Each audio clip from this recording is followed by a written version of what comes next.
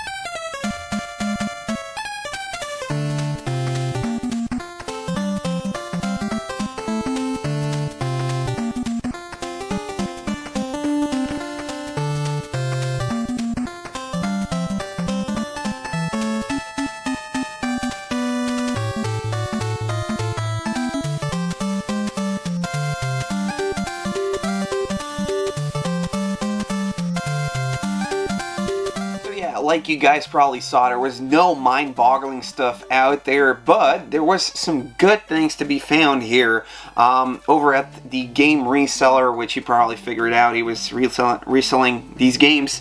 I actually found a couple games I didn't have, and they were all just 10 euros. We'll get to that a bit later. One thing I did pick up, but I can't seem to find in my room right now, is a Zelda, which I found over there. Now, I seem to have misplaced it, but anyways, I got that for like €1. One thing that got me really excited is when I saw this Ghostbusters Firehouse. So I walked over there, I was like, oh my god, I can't believe I found this. I was prepared to really pay a lot for this vintage playset, and then it ended up being the Playmobil playset. So I was like, ah, damn. It looks so much like the original one, so that was really like, I can't believe that happened. But anyways, on to the games I picked up over there. I picked up 3 games out there. These were all priced 10 euros a piece, and I got like a deal. I said, like, you know, if I'm buying these 3, can you do 25? It was like, okay, alright. So basically I got 3 games. I got this Rock and Ball game. This is an NES game I didn't have. If I'm gonna split up the prices, I'm gonna be like, hey, I paid 5 for this one because it's definitely not worth more. Also known as Family Pinball, was released in 1989. It's basically just a pinball game, and that's about all I can tell you about this game. The other game I got was Geek. This game is based on a cartoon series from Canada, or North America at least. Never saw this back in the day. The game was released in 1994 as Geek, but actually came out on the Commodore Amiga before that in 1993 as Sleepwalker.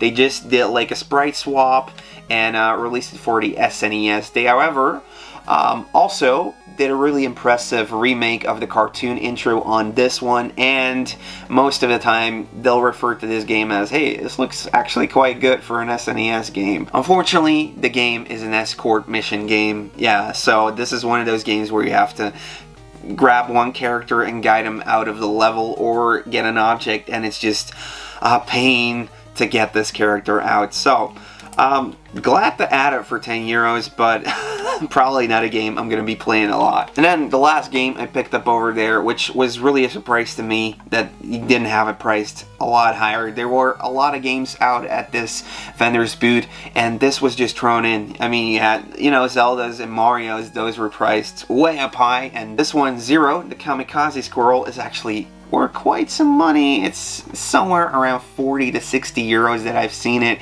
go for, so I'm very glad to be adding this one for 10 euros.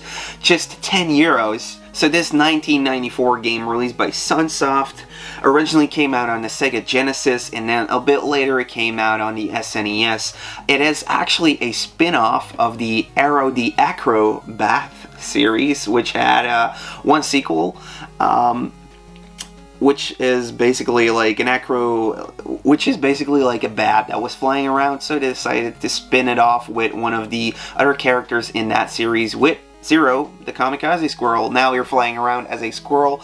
Really cool and nice looking levels, and definitely a bit harder of a game to find out in the wild. So very glad adding this one. Definitely an okay game, And probably like the favorite pickup of the day was this thing. I basically saw this Turtles magazine popped out of, you know, a cardboard box, and I was like, there's Turtles magazines over there. I gotta go check it out.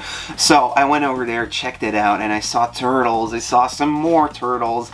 I saw Power Ranger magazines, and there was even a Batman comic in there. So, I mean, this totally looked like what you could find over in my stack of stuff I did read as a kid back in the day.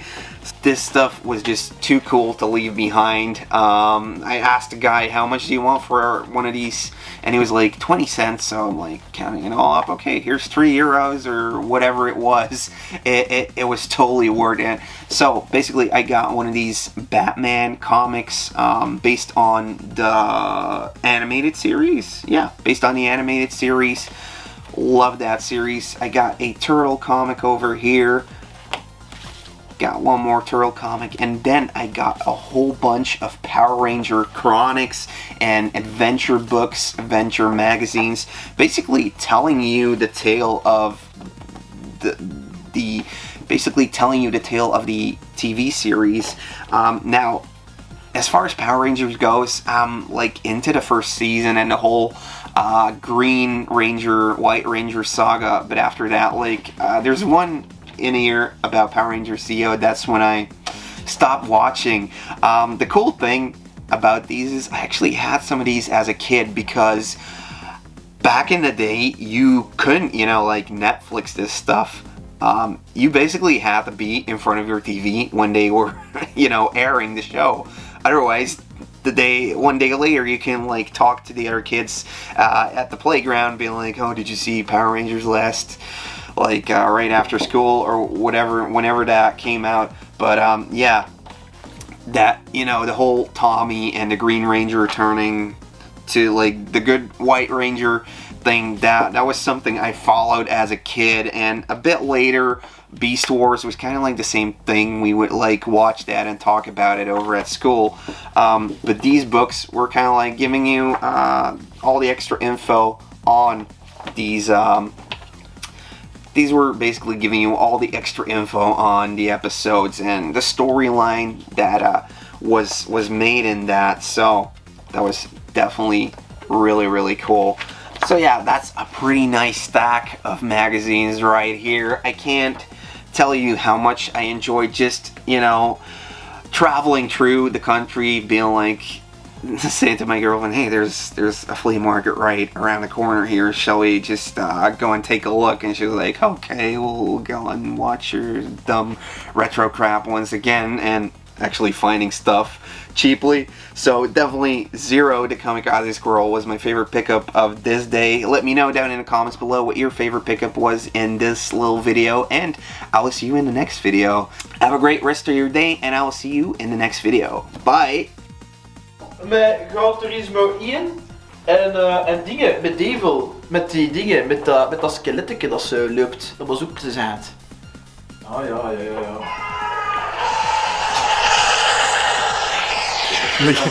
Met kattenmoshpit. Oké. Oh man, Dat is echt...